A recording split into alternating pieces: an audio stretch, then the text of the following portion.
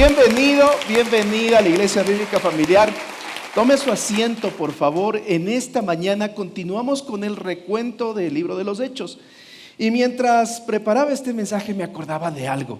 Había dejado de trabajar en una empresa 10 años atrás y salíamos con mi familia a un evento de la nueva empresa donde trabajaba.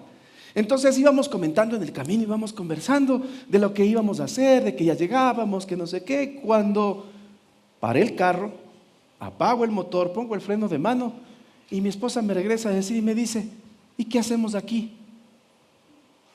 Estaba parqueado frente a la empresa donde trabajaba 10 años atrás. Y llegué en piloto automático, manejé por la calle y terminamos ahí y nadie nos dimos cuenta. Mire, muchas veces hacemos cosas así, en piloto automático. Dirían los chicos ahora en modo avión. ¿Ha visto usted cómo ponen los teléfonos ahora en modo avión? Y los chicos se conectan a la red, mandan mensajes, pero cuando le llaman está apagado. Mire, algo parecido es lo que le sucedía a la gente en el tiempo de los apóstoles. ¿Se acuerdan ustedes cómo se llamaban el grupo protagonista de la semana anterior? Se llamaban los, ¿más duro? Con L, no con M. A ver, los libertos. Los libertos, un grupo de judíos, gracias, quienes habían sido o habían estado presos en algún momento en Roma y que después obtuvieron libertad. Estaban muy orgullosos de haber cuidado las costumbres, pero su corazón estaba lejos de Dios. Estaban muy orgullosos de no haberse contaminado, entre comillas, con prácticas, pero sus corazones seguían siendo los mismos. Y es que el religioso nunca va a entender el movimiento del Espíritu Santo. El religioso solamente va a buscar destrozar con su lengua a quienes brillan con la luz de Jesús. Los libertos tenían costumbres, y en estas costumbres, más o menos le cuento esto. Iban al templo, como algunos de los de aquí. Iban al templo 9 de la mañana, 3 de la tarde, 2 veces al día.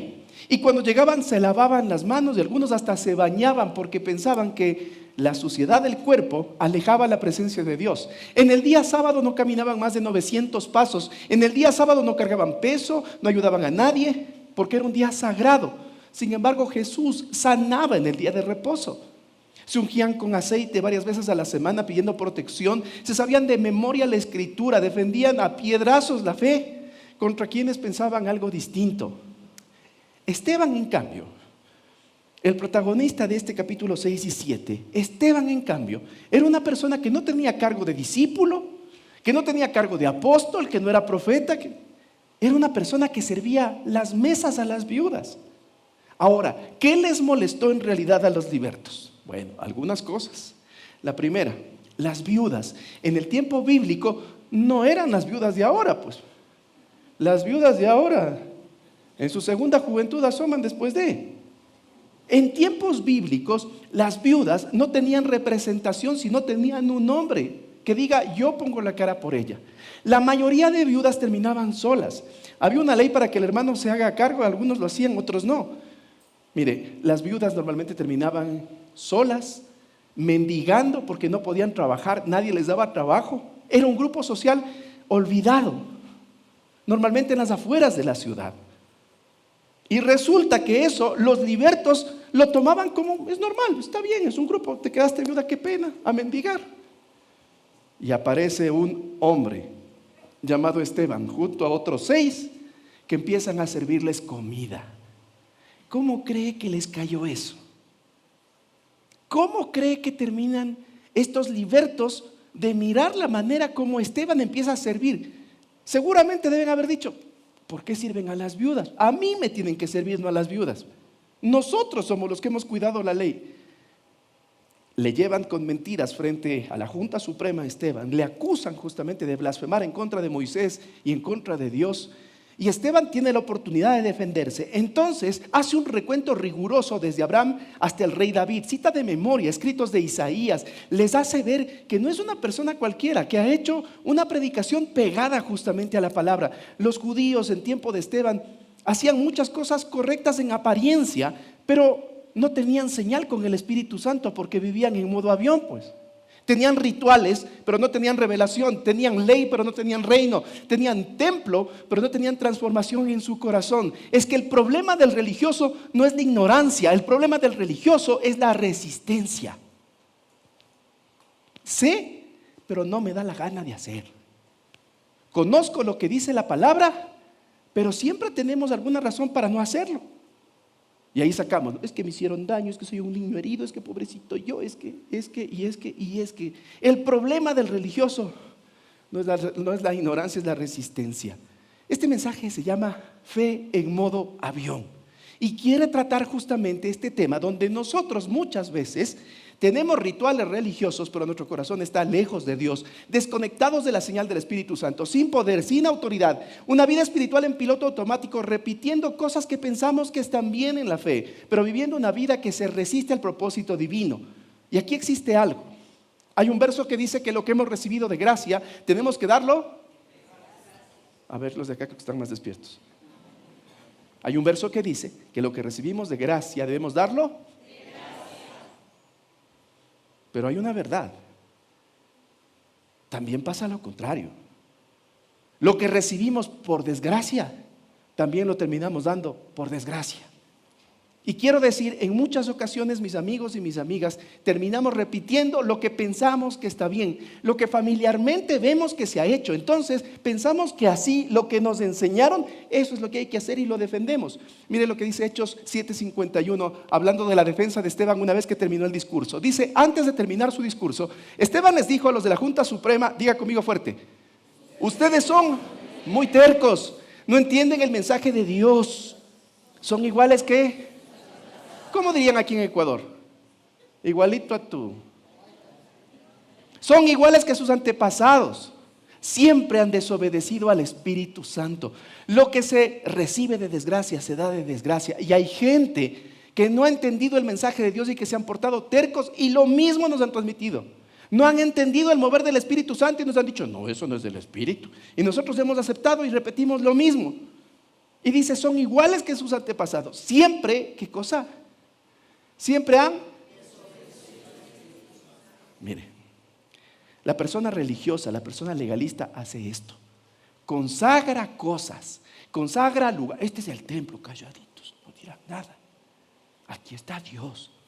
No corran, no digan, cuidado, porque aquí está Dios. Salen por esa puerta. El religioso consagra cosas. Esta guitarra está consagrada. Esta guitarra es ungida.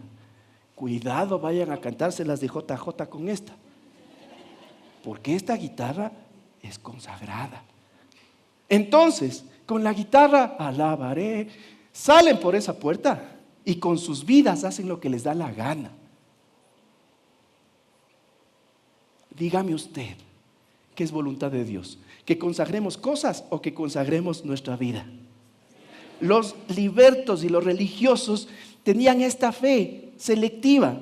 Lo que recibieron de sus antepasados lo normalizaron. Entonces era normal ir a orar a las 9 y a las 3, pero tener una vida despiadada con las viudas.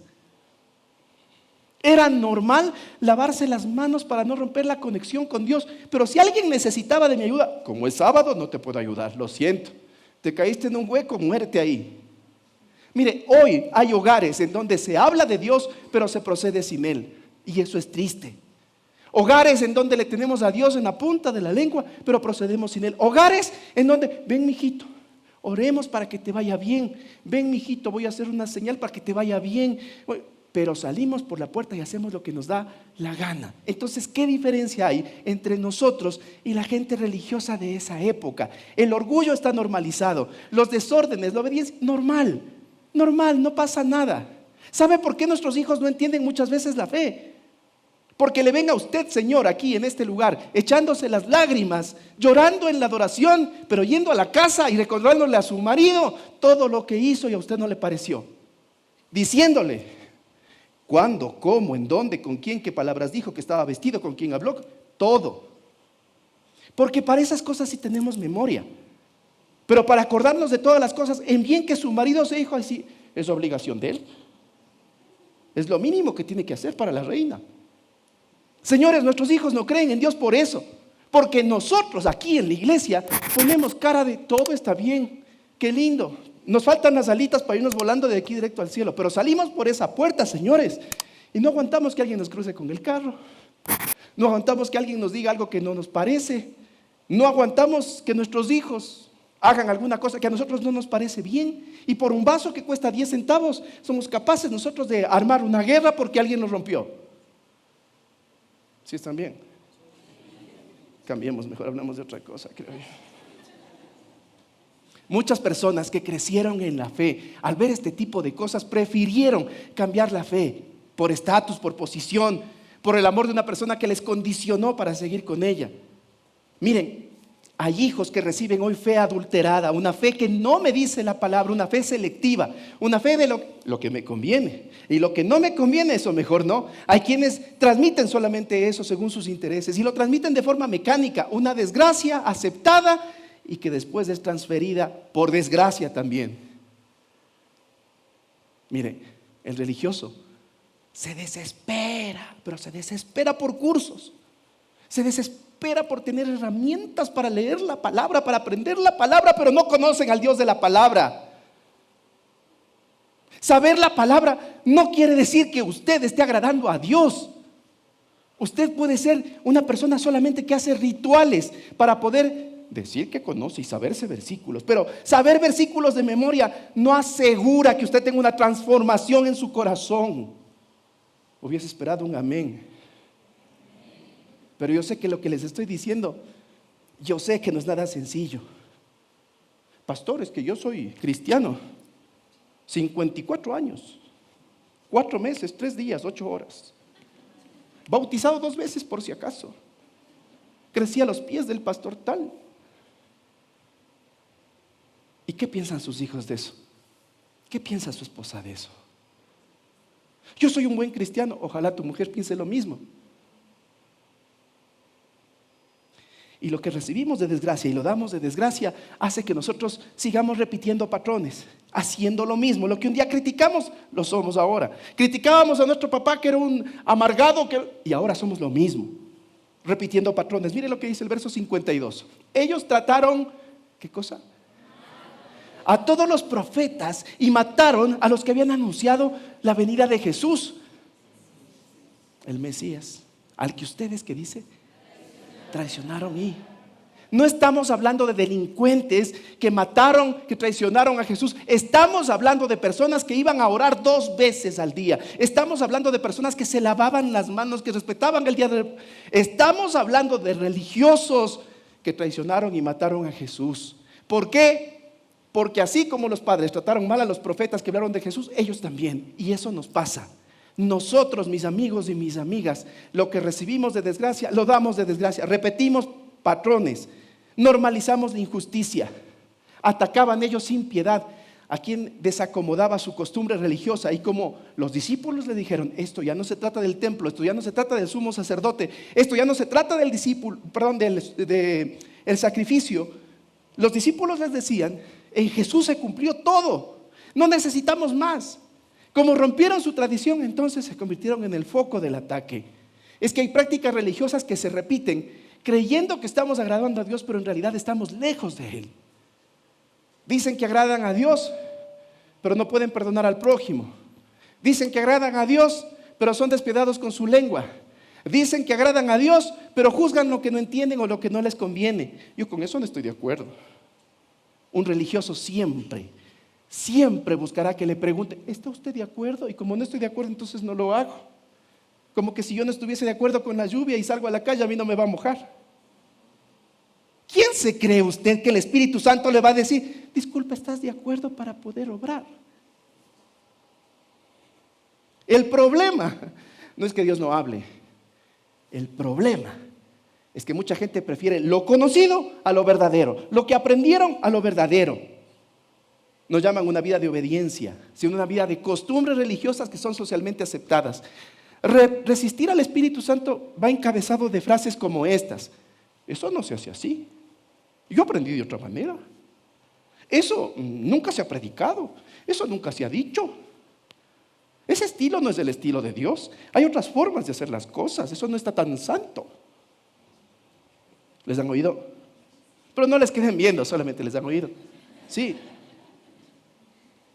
Mire, hacen exactamente lo que sus padres hicieron, lo que sus abuelos hicieron. Se vuelven una copia de lo que criticaron. La religión mata el avivamiento, porque prioriza la costumbre por encima del fuego del Espíritu Santo, y son capaces de matar a pedradas a todos aquellos quienes se atreven a decir algo en contra de su costumbre. Y eso hicieron con Esteban. Lo mataron a pedradas, lo arrastraron fuera de la ciudad. ¿Sabe por qué? Porque él se preocupó de dar alimento a personas que quedaron solas en indefensión. Y como eso rompía su costumbre y les llevaba a tener otro estándar, muerto el perro se acabó la rabia.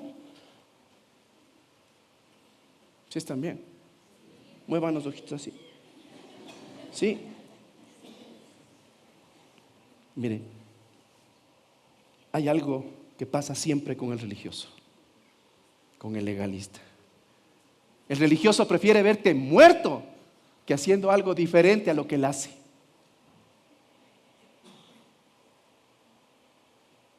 Y es triste, pero gente que dice ser cristiana preferiría que nosotros nunca hubiésemos abierto la boca. Es triste, pero eso pasa. Pero Dios ha reservado para nosotros lo que nunca se ha visto. Ya conmigo, lo que nunca se ha visto. Lo que nunca se ha visto. Mire, el verso 55 de Hechos 7 dice lo siguiente: pero Esteban tenía el poder del Espíritu Santo y miró al cielo, y ¿qué dice? Y vio a Dios. Lo que no veían los legalistas, lo que no veían los religiosos, Esteban lo vio a Dios en todo su poder. Al lado derecho de Dios estaba Jesús de pie. Mire, en medio de la crisis, en medio de la acusación, en medio del dolor, el religioso lanza piedras, pero el hijo ve a Dios. Y mi anhelo es que en medio de la crisis que usted esté pasando, usted vea la gloria de Dios.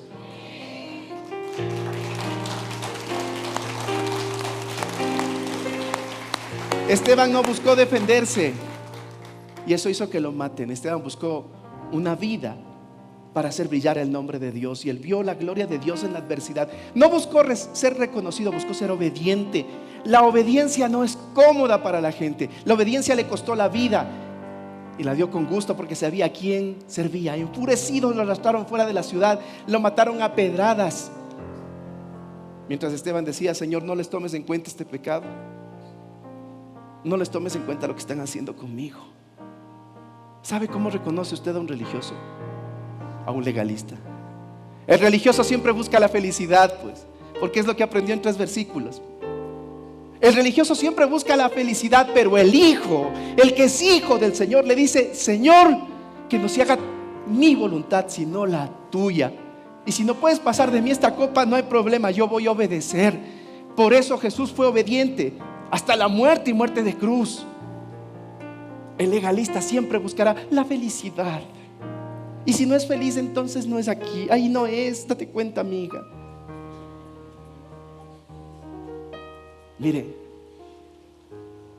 no busque la felicidad, busque agradar a Dios, busque ser obediente. A veces las historias terminan así como la de Esteban, muriendo por causa de Cristo,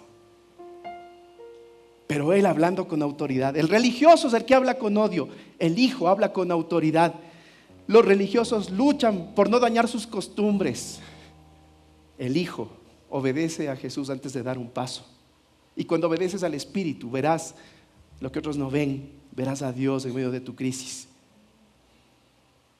Mire, hay gente que aunque esté cerca del altar no mira a Dios, porque viene por una costumbre. No viene realmente buscando obedecer al Señor. Usted verá lo que nunca se ha visto, escuchará lo que nunca se ha escuchado, pensará lo que nunca se ha pensado, porque la obediencia al Espíritu Santo nos lleva a que nosotros tengamos lo que Dios ha reservado, lo que ha escondido de los sabios y entendidos. Solo necesitamos obediencia. La fe te lleva a tener los ojos en el cielo, pero los pies en la tierra. El religioso no tiene sensibilidad. El religioso más bien es una persona que el orgullo le lleva a ser rudo, a hablar con rudeza. El religioso se desespera por estudiar la palabra, pero no por honrar a Dios. El legalista busca prohibir, señalar, dividir. Este sí, este no, vos sí puedes, esto no es una forma, esta sí es una forma. Quien obedece al Espíritu Le pasa lo que les pasó a los discípulos en el capítulo 2 de Hechos que ya vimos. La unidad provoca el poder del Espíritu Santo. El legalista nunca está de acuerdo. El legalista siempre tiene algo con lo que no le parece bien, el punto negro en la sábana blanca. Procura no ser quien apedrea realmente a la gente llena del Espíritu Santo. Procura a que tú seas el que ayuda, el que edifica, el que sostiene a quien está obedeciendo al Señor, porque eso es lo que van a aprender tus hijos. Los religiosos siempre se sienten ofendidos cuando ven algo que no entra en su cabeza y prefieren decir eso no es de Dios.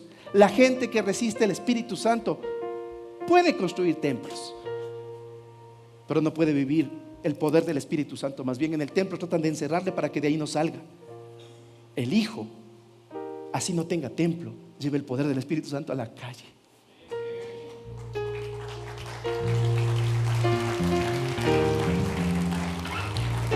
Necesitamos más personas obedeciendo, aunque eso incomode al sistema. Necesitamos personas que se conecten con la señal del Espíritu Santo. Basta de vivir una fe en modo avión, haciendo las cosas mecánicas por hacer, viniendo porque es de venir.